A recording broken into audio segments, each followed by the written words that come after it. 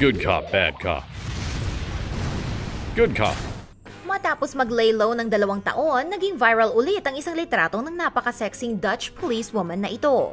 May mga nagsabing ang sexy cop ay isang aktres, pero mukhang nakunan sa eksena ng isang tunay na krimen ang litratong ito. Noong April 2012, gumamit ng pepper spray ang mga magnanakaw sa Netherlands para nakawan ng isang jewelry shop. Sprinay nila ang mga customer at staff bago sila tumakas dala ang mga mamahaling relo. Naaresto din sila pero hindi ito ang punto ng kwento.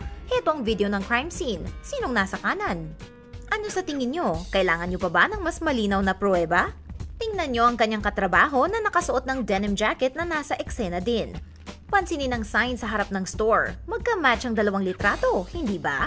Totoo ang sexy policewoman na ito. Ang tanong ay handa na ba ang Netherlands para sa mga kabataan na magsasagawa ng mga misdemeanor crimes sa pag-asang maaresto sila ng sexy police? Wala na yatang matatakot kapag sinabi ng sexy cop ang linyang, "Anything you say can and will be held against you." Hindi pa nila pwedeng gamitin ng marijuana para maaresto dahil tinuturing itong soft weed sa Netherlands. Tandaan lang mga boys, maaresto man kayo ni sexy cop ay hindi niya kayo sasamahan sa jail.